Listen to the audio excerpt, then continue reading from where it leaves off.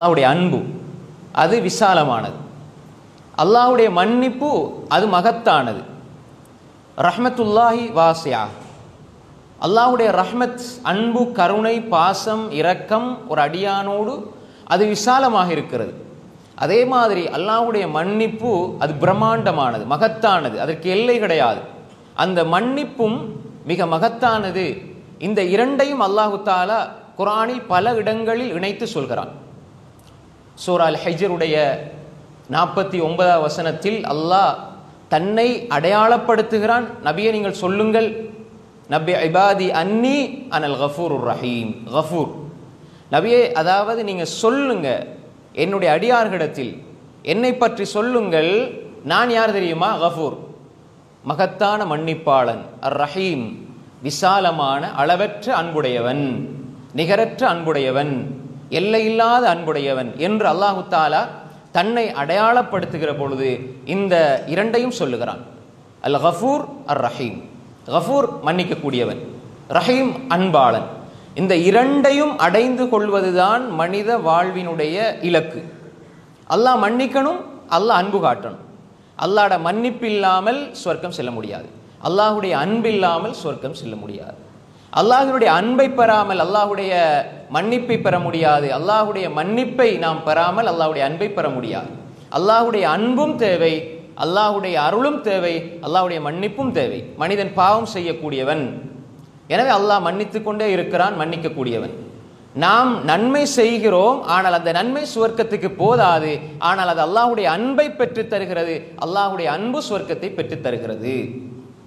எனவே அல்லாஹு தாலா இதை இரண்டையும் சேர்த்து சொல்கிறான். அப்ப இந்த வசனத்தில் இருந்துதான் அல்லாஹ் கஃபூர், அல்லாஹ் ரஹீம். சூரா ஜுமர் 53வது வசனத்தில் அல்லாஹ் சொல்கிறான் அல்லாஹ் கஃபூர், அல்லாஹ் மன்னிக்கக்கூடியவன், அல்லாஹ் இரக்கமுடையவன். சூரா அல் ஃபுர்கான் 70வது வசனத்தில் அல்லாஹ் சொல்றான். குர்ஆன் அதிகமான இடங்கள் அல்லாஹ் சொல்றான். சூரா ஹிஜ்ர் 49, சூரா ஜுமர் 53, சூரா அல் ஃபுர்கான் 70. நீங்க குர்ஆனை பிரட்டி பாருங்க, கஃபூர் ரஹீம், வகான அல்லாஹு கஃபூர் ரஹீமா. அப்ப அல்லாஹு தாலா அவனுடைய மன்னிப்பு மகத்தானது என்பதையும் அவன் விசாலமான கருணையுடையவன் என்பதையும் அல்லாஹு தாலா குர்ஆனிலே சொல்கிறான். எனவே இந்த ரமலானுடைய காலம் இந்த இரண்டையும் அடைவதற்கான ஒரு பருவ காலம். முதலாவது 10, இரண்டாவது 10, மூன்றாவது 10 என்று நாம் பிரித்து விட முடியாது. எல்லா ரமலானுடைய எல்லா காலமும் அது ரஹ்மத்துக்குரியது, எல்லா காலமும் மக்ஃபிரத்துக்குரியது, எல்லா காலமும் நரக விடுதலையை பெறக்கூடியது. ஒரு மனிதன் அல்லாஹ்வுடைய ரஹ்மத்தையும் மக்ஃபிரத்தையும் பெற்றுக்கொண்டால் அவன் நரகத்திலிருந்து விடுதலை பெறுவான். அல்லாஹ்வுடைய ரஹ்மத்தை ஒரு மனிதன் அடைய வேண்டும், அல்லாஹ்வுடைய அன்பை அடைய வேண்டும், அல்லாஹ்வுடைய மன்னிப்பை பெற வேண்டும். இதுதான் ரமலான் எங்களுக்கு ஒரு சிறந்த பயிற்சிக்களமாக வந்திருக்கிறது. நம்முடைய அமல்கள் அல்லாஹ்வுடைய அன்பை பெறுவதற்கு, நம்முடைய வணக்கங்கள் அல்லாஹ்வுடைய அன்பை பெறுவதற்கு. நாம் எந்நேரமும் அல்லாஹ்வை வணங்குறோம், வணங்குறதுக்கு அல்லாஹ் தௌஃபீக் செய்கிறான். இப்போ நாங்கள் இஷாவுடைய தொழுகை, ஃபர்லான தொழுகையை தொழுகிறோம். ஃபர்லான தொழுகையை தொழும் பொழுது நாங்கள் அல்லாஹுடைய அன்பு இருந்தால்தான் எங்களால் தொழ முடியும். அதானே, அல்லாஹுடைய அன்பு இருந்தால்தான் நாங்கள் தொழலாம். நாங்கள் பாவத்திலிருந்து விலகி கொள்றதுக்கும் நன்மையை செய்கிறதுக்கும் அல்லாஹுடைய உதவி, அல்லாஹை கொண்டு தான் ஆகும். அல்லாஹுடைய தௌஃபீக் இல்லாமல் பாவத்திலிருந்து நாங்கள் விலகி கொள்ள முடியாது. நன்மை செய்கிறதுக்கும் அல்லாஹோட தௌஃபீக் வேணும். அப்போ அல்லாஹுடைய அன்பு இருக்க போய் நாங்கள் இஷா தொழுகிறோம். தொழுது முடிஞ்சோட என்ன சொல்லுவோம்? தொழுதுட்டோம், நான் தொழுதுட்டேன் பெருமை அடிக்க சொல்றான் அல்லாஹ், ரசூல் அப்படி சொன்னாங்களா? தொழுது முடிஞ்ச உடனே என்ன சொல்றோம்? யா அல்லாஹ் என்ன மன்னிச்சிரு, அஸ்தக்ஃபிருல்லாஹ். நீ இறக்கப்பட்டு தொழக்கூடிய பாக்கியத்தை தந்த ரப்பே, இறக்கப்பட்டு தொழக்கூடிய பாக்கியத்தை தந்த ரப்பே, நீ இறக்கப்பட்டும் நான் உன்னை துதிக்க வந்து என் மனசில் ஏதாவது, நான் தொழுகையில் ஏதாவது அப்படி தவறுகளை செய்தால், தொழுகையில் குறைகளை நான் செய்துவிட்டால், இந்த தொழுகை பரிபூர்ணம் இல்லை என்றால், யா அல்லாஹ் அதற்கு நான் உன்னிடம் அஸ்தக்ஃபிருல்லாஹ், நான் பாவ மன்னிப்பு தேடுகிறேன். அல்லாஹ்வுடைய தூதர் ஸல்லல்லாஹு அலைஹி வஸல்லம் இந்த உலகத்திற்கு அவர்களுடைய பிரச்சாரத்தை முடித்துவிட்டு விடைபெறுகிற பொழுது அல்லாஹு தஆலா சொல்கிறான், இதா ஜாஅ நஸ்ருல்லாஹி வல் ஃபத்ஹ் வரஅய்த அன்-நாஸ யதுகுலூன ஃபீ தீனில்லாஹி அஃப்வாஜா ஃபஸப்பிஹ் பிஹம்தி ரப்பிக வஸ்தக்ஃபிர். நீங்கள் பெரிய வெற்றியையும் உதவியையும் பார்த்தால் பெருமைப்பட வேண்டிய அவசியம் கிடையாது. இஸ்திக்ஃபார், அல்லாஹ்வுடைய உதவியினால் வெற்றி, அல்லாஹ்வுடைய உதவியினால் உங்களுக்கு இந்த பாக்கியம் கிடைத்தது. எனவே நீங்கள் செய்த இந்த பணிக்கு அப்பால் நீங்கள் அல்லாஹ்வுடைய மன்னிப்பை ஆதரவையுங்கள், இஸ்திக்ஃபார் செய்யுங்கள், அல்லாஹ்வை புகழுங்கள். அல்லாஹ் அன்பு கொள்கிறான், அல்லாஹ்வை புகழுங்கள். அல்லாஹ் மன்னிக்க வேண்டும், அல்லாஹ்வை இஸ்திக்ஃபார் செய்யுங்கள். அஸ்தக்ஃபிருல்லாஹ். அன்புக்குரிய சகோதரர்களே, நாம் எந்த ஒரு நல்ல செயலை செய்கிற பொழுதும், எந்த ஒரு வணக்க வழிபாடை செய்கிற பொழுதும் நாம் அல்லாஹ்வை புகழுகிற, அல்லாஹ்வுக்கு நன்றி செலுத்துகிற, இந்த நல்லமலை செய்கிறதுக்கு அல்லாஹ் எனக்கு அருள் செய்தானே என்ற அந்த பக்குவ நிலை உள்ளத்தில் வருவதை போன்று அல்லாஹ் எனக்கு உதவி செஞ்சும் அன்பு காட்டியும் நான் இபாதத் செய்கிற பொழுது என்னிடத்தில் இஹ்லாஸில் குறைபாடு வந்து, அல்லது பயபக்தியில் குறைபாடு வந்து, உயிரோட்டத்தில் குறைபாடு வந்தால், யா அல்லாஹ் நீ அதை மன்னிச்சிரு என்று இஸ்திக்ஃபார் செய்யக்கூடிய மனோநிலை இருக்க வேண்டும். சஹாபாக்கள் நல்லமல்கள் செய்வார்கள், தர்மங்கள் செய்வார்கள். ஆனால் அவர்களுடைய இதயங்கள் குலூபுகும் வஜிலா, அவருடைய இதயங்கள் நடுங்கிக் கொண்டிருக்கும். அப்ப நல்லமல்கள் செய்கிற பொழுதே ஏன் இதயம் நடுங்குகிறது என்றால், இதை அல்லாஹ் ஏற்றுக்கொள்வானா, அல்லாஹ் இதில் ஏதாவது குறைகளை, அல்லாஹு தஆலா என்னுடைய குறைகளை பிடித்தால் நான் என்ன செய்வது? எனவே அந்த இரண்டுக்கும் இடையில் தான் வணக்கங்கள் இருக்க வேண்டும். ஒரு மனிதன், சலபு சாலியன்களை பொறுத்தவரையிலே, நன்மை செய்தால் அழுவார்கள், நன்மை செய்தால் பயப்படுவார்கள். ஆனால் இன்று இருக்கிற மனிதர்கள் சிரித்து கொண்டே பாவம் செய்கிறார்கள். அதான் வித்தியாசம். சலபுகளுக்கும் எங்களுக்கும் உள்ள வித்தியாசம் என்னண்டா, அவங்க நன்மை செய்வாங்க, செஞ்சு போட்டு அழுவாங்க, பயப்படுவாங்க. ஏன்? இதில் குறைபாடு இருக்குதா, இஹ்லாஸில் குறைபாடு இருக்குதா, அல்லாஹ் குற்றம் பிடிப்பானா, அல்லாஹ் என்ன தண்டிச்சிருவானா, நான் அல்லாஹ் என் மீது அமல் செய்யறதுக்கு பாக்கியத்தை தந்தும் நான் அல்லாஹ்க்கு குறைபாடு வச்சுட்டேன் என்றால், இதில் முகஸ்துதி கலந்து விட்டது என்றால், அல்லாஹ் என்ன குற்றம் பிடிப்பானா என்று பயந்தார்கள், அழுதார்கள். ஆனால் மறுமையினுடைய அல்லாஹ்வுடைய சிந்தனை இல்லாத மனிதன் பாவம் செய்கிற பொழுதே சிரித்து கொண்டு பாவம் செய்கிறான். எனவே அன்புக்குரிய சகோதரர்களே, அல்லாஹ்வுடைய ரஹ்மத்தை ஒரு மனிதன் புரிந்து கொள்ள வேண்டும். அல்லாஹ்வுடைய ரஹ்மத்தை புரிந்தால் அவன் அல்லாஹ்விடம் எந்த நிலைக்கு அவன் சென்று விட்டாலும் அல்லாஹ்வை நோக்கி திரும்புவதற்கு அவன் பயப்பட மாட்டான். ஒரு அன்பை புரிஞ்சு கொள்ளணும். அல்லாஹ்வுடைய அன்பு எப்படிப்பட்டது என்பதை புரிந்தால் அவன் ஒரு கணம் அல்லாஹ்வுக்கு மாறு செய்தாலும் என்னை மன்னிக்க என்னுடைய ரப்பு இருக்கிறான் என்று சொல்லி அவன் ரப்பின் பால் போவான். சில பொழுது சிலர் பாவம் செய்து செய்து செய்து ஒரு கட்டத்தில் அல்லாஹ் என்ன மன்னிப்பானா, அல்லாஹ் என்ன மன்னிப்பானா, நானெல்லாம் தொழுது அல்லாஹ் ஏற்றுக்கொள்வானா என்று சொல்கிற ஒரு நிலை வருகிறது. சிலர் பல பேர் கேட்பாங்க, நாங்கள் இவ்வளோ பாவம் செய்கிறோம், எங்களோட தொழுகையில் இப்படியான குறைபாடுகள் இருக்கிறது, நாங்கள் எப்படி தொழும் பொழுது பலவீனம் இருக்குது, அல்லாஹ் ஏற்றுக்கொள்வானா என்று சொல்லி நிறைய பேர் அல்லாஹ் மன்னிப்பானா என்ற ஒரு கேள்வியை எழுப்புவதை நாம் பார்க்கிறோம்.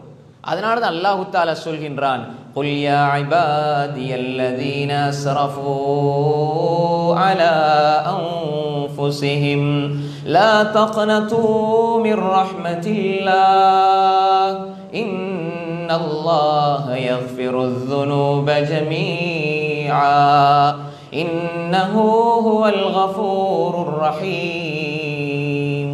அல்லாஹ் பொதுவா ஒட்டுமொத்த சமூகத்துக்கு ஒரு வகுப்புல நல்ல முதலாவது இருக்கிறவரை கூப்பிட்டு, முதலாவது வாரவரை கூப்பிட்டு, உனக்கு நான் இதை தருவேன் இதை தருவேன் தான் நியாயம்.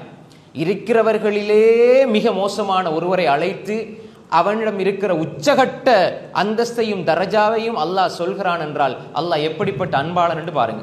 அல்லாஹ் சொல்றான், யா அய்யுஹல்லதீன ஆமனூன்னு அல்லாஹ் அழைக்க இல்லை, ஈமானில் முந்திய கொண்டவர்கள் வஸ்ஸாபிகுன சாபிகுன்னு அழைக்க இல்லை. யா அய்யுஹல்லதீன ஆமனு, ஈமான் கொண்டவர்களே, மோமீன்களே, முஸ்லீம்களே, தக்வா உள்ளவர்களே, யா அய்யுஹல்லதீன தக்வா உள்ள மனிதர்களே என்றெல்லாம் அல்லாஹ் அழைக்க இல்லை. அல்லாஹ் என்ன அழைக்கிறான்? குல், நபியை சொல்லுங்கள், யா இபாதியல்லதீன அஸ்ரஃபூ அலா அன்ஃபுஸிஹிம், நபியை சொல்லுங்கள், என்னுடைய யா இபாதியல்லதீன அஸ்ரஃபூ அலா அன்ஃபுஸிஹிம், தங்கள் மீது அளவு கடந்து அநியாயம் செய்து பாவம் செய்து, தன் மீது ஒரு மனிதன் பாவம் செய்யறான், அவனுக்கு அநியாயம் செய்யறான். அப்ப அல்லாஹ் எப்படி அழைக்கிறான்? யா இபாதியல்லதீன அஸ்ரஃபூ அலா அன்ஃபுஸிஹிம்.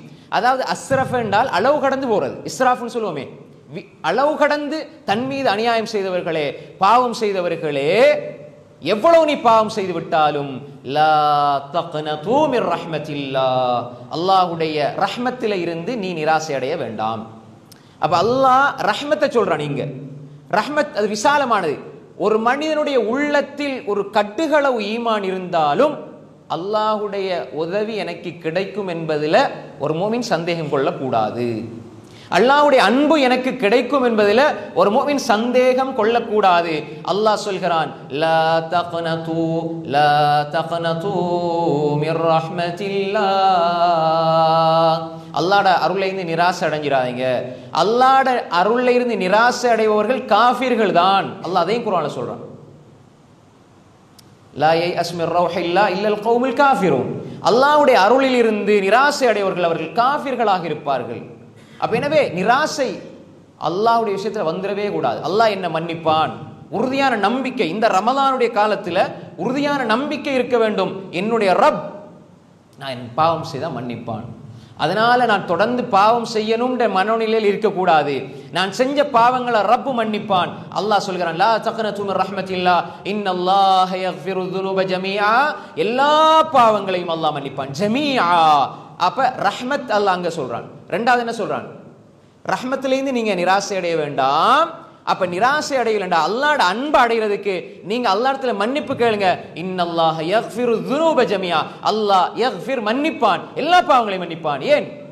இன்னஹு ஹுவல் கஃபூருர் ரஹீம்.